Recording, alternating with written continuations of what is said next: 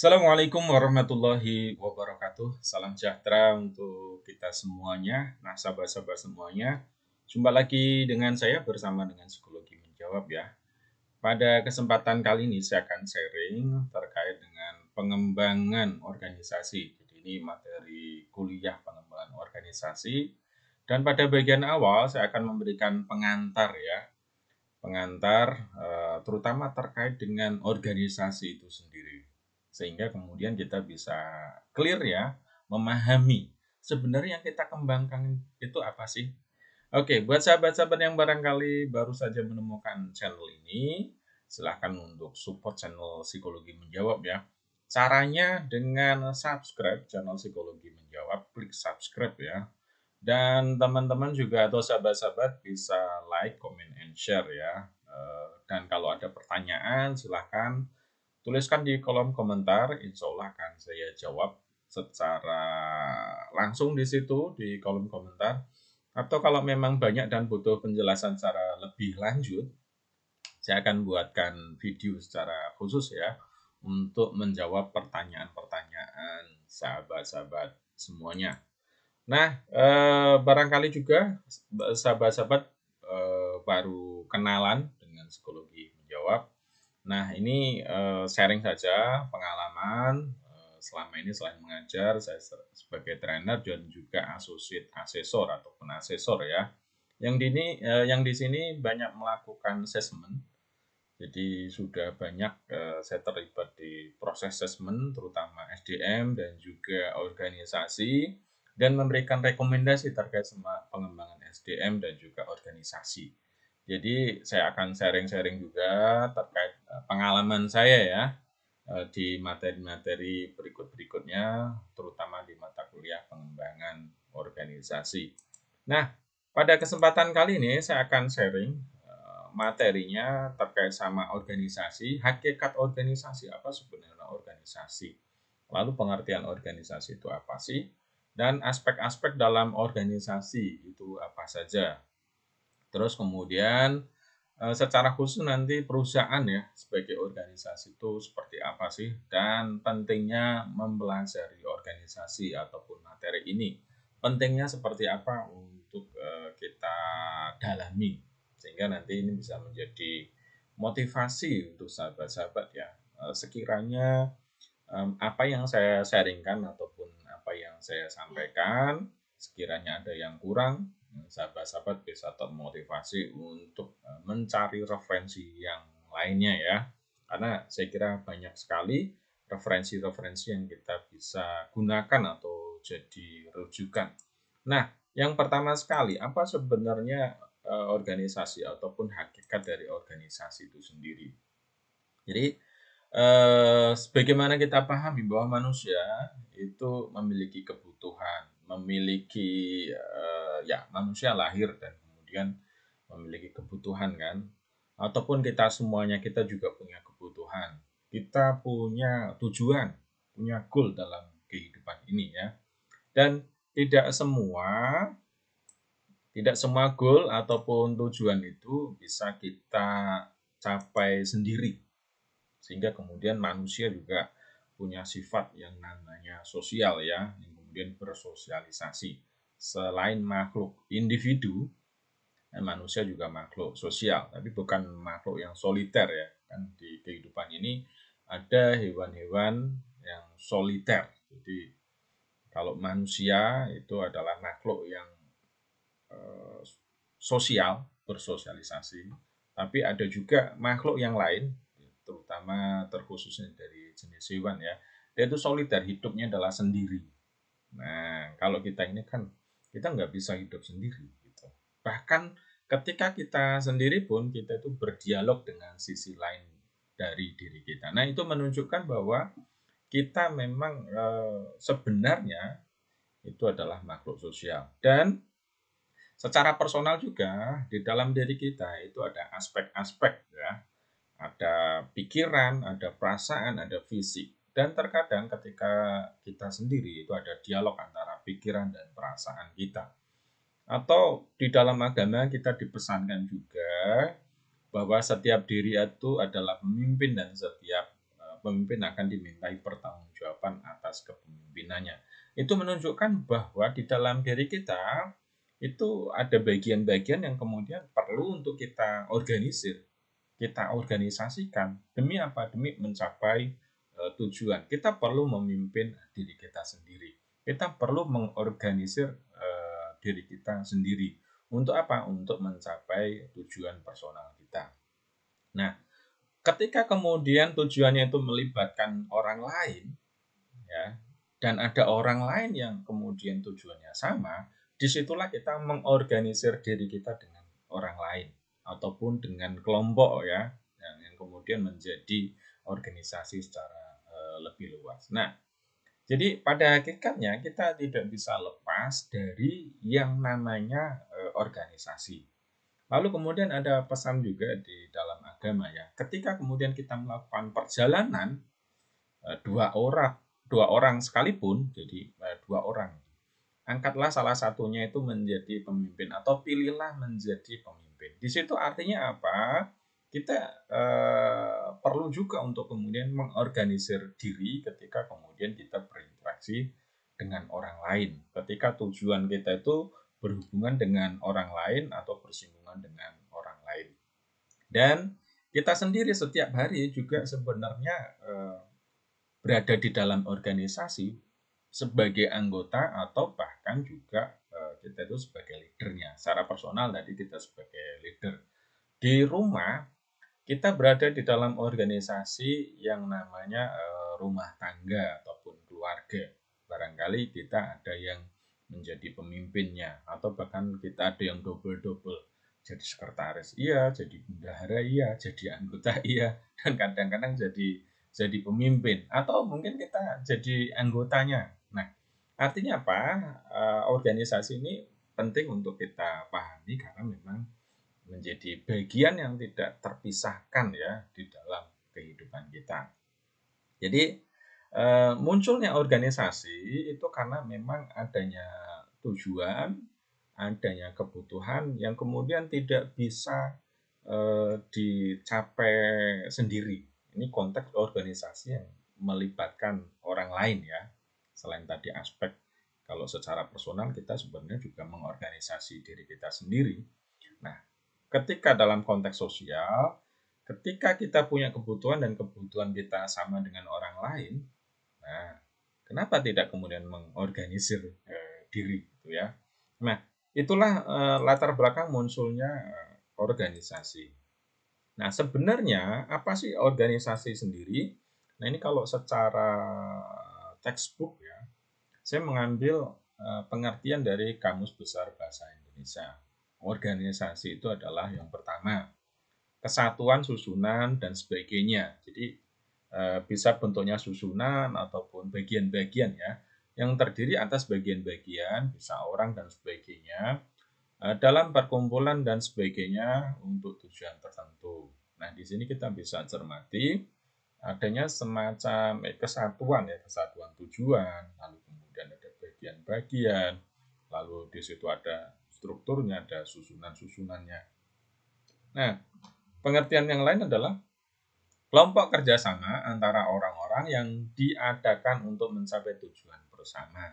Nah, di sini ini penting untuk saya garis bawahi, sekalipun mungkin ada ngumpul-ngumpul, ada banyak orang, belum tentu itu disebut organisasi. Ketika misalnya tidak memenuhi, mungkin ada tujuan bersama, tetapi tidak ada pembagian strukturnya. Nah, itu, ya, bisa saja seperti itu. Nah, kita mengenalnya kalau di dalam psikologi, di psikologi sosial, ya, ada yang namanya mob atau hanya sekedar kumpulan massa aja, gitu ya, tanpa di dalamnya itu tidak ada strukturnya, tidak ada pembagian tugas, tidak ada siapa yang bertanggung jawab, semuanya itu ngumpul tetapi punya tujuan sendiri-sendiri. Mereka tidak terkoordinasi, tidak dikoordinasi. Nah, itu yang disebut istilahnya bukan organisasi, ya. Terus kemudian kelompok kerjasama antara orang-orang yang diadakan untuk mencapai tujuan bersama. Nah, secara umum pengertian organisasi sama dengan pengertian tersebut. Jadi pada dasarnya kalau kita cermati ya teori-teori yang ada ataupun terkait pendapat para tokoh, apa sih organisasi? Intinya ya seperti ini. Ya, mungkin nanti akan ada perluasan-perluasan ya. Yang misalnya kalau secara hukum ada yang organisasi formal, ada informal. Ini kalau itu terkait sama jenis-jenisnya.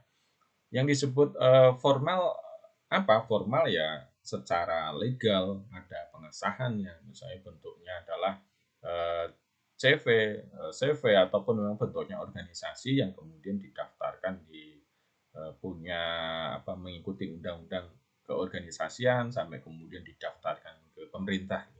Ada juga yang mungkin sifatnya adalah informal, yang bentuknya apa? Misalnya arisan, ya di sana ada ketua arisannya, terus ada anggotanya, gitu ya. Itu ya informal karena memang tidak didaftarkan. Lagian yang mungkin pesertanya hanya beberapa orang saja. Atau misalnya organisasi di apa namanya di kelas kita ada ketua, ada sekretaris, ya itu kan sebenarnya mungkin semi formal ya karena eh, formal di situ tetapi tidak kemudian secara undang-undang itu tidak tidak mengacu di situ ataupun tidak didaftarkan di pemerintah gitu ya. Nah, itu terkait dengan organisasi. Tapi pada intinya organisasi itu di dalamnya itu ada sejumlah orang. Jadi kesatuan orang-orang. Bukan hanya minimal itu 2 orang ya. Misalnya kalau kita mendirikan perusahaan CV gitulah ya. Itu kan juga organisasi formal tapi dalam bentuk usaha atau mungkin yang lain ada yayasan dan yang lain-lain ya. Nah, itu minimal banget terdiri dari 2 orang. Jadi sejumlah orang di sini minimal sekali ada 2 orang. Nah, jadi ada pemimpinnya, ada anggotanya, gitu ya. Adanya tujuan bersama dan yang kemudian terjadinya organisasi itu ketika beberapa orang, sejumlah orang ini punya tujuan yang bersama, tujuan bersama yang umumnya kemudian dirumuskan dalam bentuk visi misi ya visi misi organisasi. Visi itu adalah goal atau yang dicapai, yang ingin dicapai, yang menjadi impian. Sedangkan misi adalah upaya-upaya yang coba untuk dilakukan guna memastikan visi itu tercapai. Nah ini ya, kalau di dalam organisasi nanti akan dirumuskannya dalam visi misi. Makanya kalau kalau ada orang yang kemudian keluar dari organisasi, mereka bilang bahwa wah visinya kita udah nggak sama lagi misalnya ya, seperti itu. Atau misalnya di dalam proses rekrutmen kerja ada secara tidak langsung sebenarnya itu mencari orang-orang yang memang bisa mendukung visi misi perusahaan. Nah, yang bisa mendukung pencapaian visi misi perusahaan. Kalau misalnya orangnya kok tidak mensupport itu baik secara keahlian atau mungkin secara value, ya dia tidak akan diterima. Sehingga nanti di dalam organisasi itu visi misi dan lebih dalam lagi nanti ada value itu yang menjadi semacam saringan ya untuk kemudian orang itu bisa masuk atau enggak di dalam organisasi. Tujuannya sama atau enggak. Sehingga kemudian dia bisa boleh bergabung ataupun tidak gitu ya. Adanya pembagian tugas ataupun wewenang. Jadi di organisasi itu harus ada pembagian tugas dan wewenang dan itu yang kemudian membedakan ya antara hanya kumpul-kumpul ataupun kumpulan massa ataupun mob gitu ya dengan organisasi. Nah, kalau kalau kumpul-kumpul saja yang memang memenuhi jumlah orang, mungkin tujuannya sama ya. Orang ngumpul dan kemudian beraktivitas bareng gitu ya. Tetapi di sana mungkin tidak ada pembagian tugas, nah itu tidak bisa dibilang organisasi. Dan pembagian tugas ini tentu diperjelas dengan apa? Dengan adanya struktur ataupun bagian-bagian siapa yang menjadi ketuanya, siapa yang menjadi bendaharanya. Minimal sekali kalau di dalam perusahaan itu ada direkturnya, terus kemudian ada bagian keuangan, ada bagian SDM, dan juga ada bagian pemasaran. Jadi intinya Kalau di perusahaan minimal banget seperti itu. Entah itu jualan jasa ataupun jualan produk ya. Jadi ada leadernya, entah itu direktur, apapun itu pimpinannya ya. Terus kemudian ada bagian keuangan, ada bagian pemasaran, dan juga di situ ada bagian SDM-nya. Nah, untuk produksi gimana? Ya bisa aja kan perusahaannya distributor sehingga tidak produksi. Sehingga itu tetap butuh pemasaran, tetap butuh keuangan untuk laporan, tetap mengelolanya ada SDM-nya itu ya. Nah, adanya pola interaksi tertentu, norma atau aturan. Nah, karena banyak orang atau minimal jumlah orang itu harus jelas ya. Harus jelas job desk-nya, pembagian kerjanya, aturan-aturannya seperti apa. Kalau tidak, itu nanti akan memungkinkan terjadinya tumpang tindih di dalam misalnya job desk-nya atau kemudian pembagian tanggung jawabnya tidak jelas. Terus kemudian norma-norma di situ kalau misalnya izin seperti apa atau kemudian kalau ada anggota baru seperti apa, kalau misalnya keluar seperti apa. Itu ada aturan-aturannya, ada norma-normanya. Ya secara sederhana misalnya lah kita di organisasi yang sifatnya perusahaan apa namanya keluarga misalnya ya keluarga itu di sana sejumlah orang punya tujuan sama, ada pembagian tugas mana yang jadi ayah, ibu, terus kemudian ada strukturnya dan kemudian ada norma-norma, ada khas gitu antara keluarga satu dengan keluarga yang lain. Atau lebih besar lagi misalnya RT, rukun tetangga.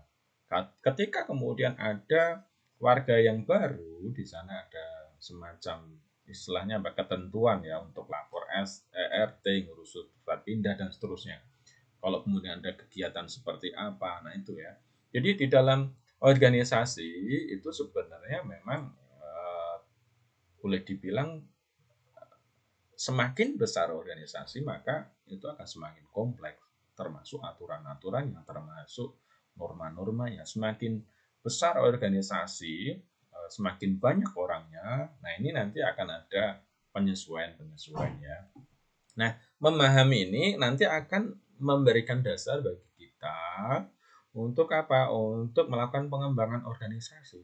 Ya, termasuk misalnya pengecekan apakah visinya ini perlu ditajamkan lagi atau visinya masih relevan atau visinya masih relevan tapi goalnya kurang relevan. Sehingga perlu nih penyesuaian-penyesuaian ya. Mungkin penyesuaian strukturnya, mungkin pembagian tugasnya perlu ditambah lagi atau mungkin perlu dirampingkan tapi bagian-bagiannya ditambahkan misalnya. Atau mungkin ada norma-norma yang aturan-aturan yang perlu dibuat. Nah, ini menjadi dasar ya, memahami aspek-aspek dari organisasi itu akan menjadi dasar di dalam pengembangan organisasi. Nah, lalu berikutnya adalah secara khusus nih perusahaan sebagai organisasi. Nah, seperti apa? Yang di sini organisasi perusahaan sebagai organisasi artinya organisasi produksi yang meliputi berbagai fungsi yang dikoordinasikan untuk memproduksi sebagian barang dan jasa tertentu dan tujuan ekonominya tergantung pada perbandingan kekuasaan dalam organisasi. Pada intinya adalah yang namanya perusahaan sebagai organisasi itu memang orientasinya itu profit ya. Orientasinya itu ekonomi untuk mendapatkan keuntungan. Nah, entah kemudian bentuknya itu bergeraknya dalam bidang jasa ataupun produksi ataupun barang itu soal geraknya ya. Tetapi di dalam memang urusannya untuk profit kalau perusahaan ya, entah CV, entah PT itu ya. Dan memang di dalamnya itu ada perbandingan kekuasaan, artinya di dalamnya memang ada direktur, ada struktur-struktur ya, sebagaimana jadi aspek-aspek bagian-bagian dari organisasi. Ada tujuan, nih kalau kita rincikan ya, ada tujuan, ya, ada koordinasi, ada bagian-bagian, ada saling berhubungan dan saling tergantung, ada pembagian kerja dan peran juga keuangan. Jadi ada yang tujuan, ya kita jelas sekali di perusahaan misalnya setiap tahun itu ada rapat ya dan umumnya punya target gitu. Kalau di bagian penjualan nanti targetnya jualannya harus berapa nih tahun ini misalnya ya atau secara perusahaan ini nanti mau meningkatkan omset sejauh mana, atau mau melakukan perluasan pengembangan usaha sejauh mana gitu. Lalu kemudian itu dibagi-bagi ke bagian. Tugas tanggung jawabnya pemasaran seperti apa? Nah, bagian keuangan seperti apa? Misalnya contoh realnya ketika masa pandemi seperti sekarang ini ya, ada perusahaan-perusahaan yang kemudian mencoba untuk mendefinisikan ulang tujuan mereka. Bahkan kemudian mereka mengganti usahanya ataupun meluaskan usahanya. Yang dulunya produksi apa, lalu kemudian melihat situasi dan kondisi ada perubahan gitu ya. Dan itu kemudian akhirnya kan mendefinisikan ulang juga terkait sama tugas tanggung jawab bagian-bagian.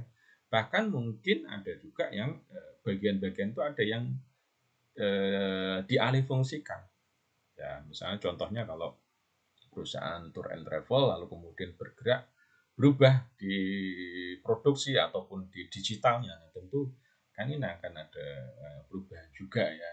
Nah, ada pembagian kerja dan peran juga wewenang, jelas kalau ini ya. Nah, berikutnya pentingnya mempelajari organisasi. Nah, di bagian akhir ini saya ingin tegaskan pentingnya kita mempelajari organisasi, terutama di bagian pengantar ini ya. Sekalipun sangat ringkas yang saya sampaikan, tetapi ini akan menjadi dasar bahwa organisasi itu merupakan hal yang lekat dalam kehidupan kita, bahkan secara personal tadi sudah saya sampaikan.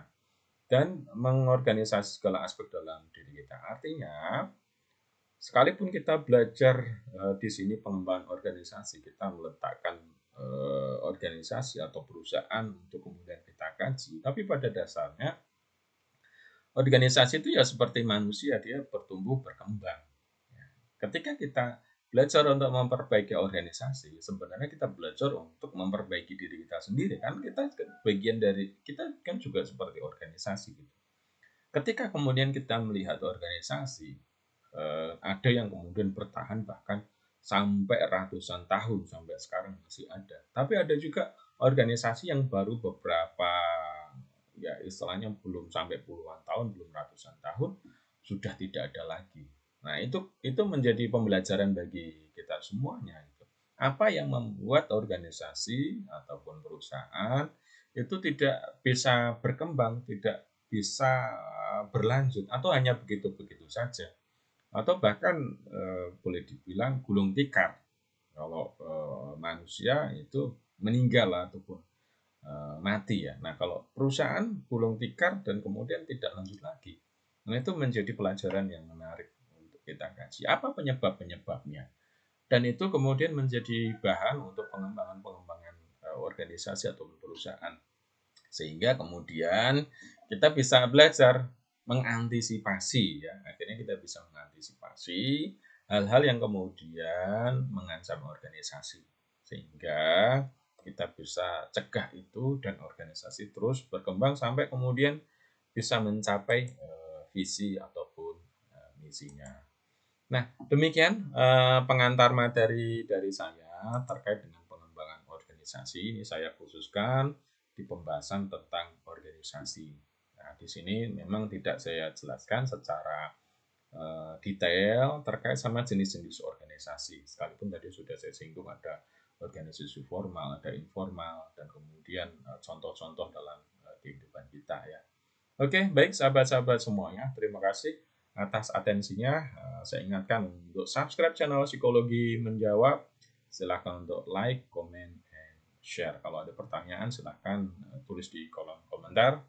Kalau bisa saya jawab dengan segera, saya jawab. Kalau tidak dan banyak butuh penjelasan, insya Allah saya akan buatkan video untuk menjawabnya. Terima kasih.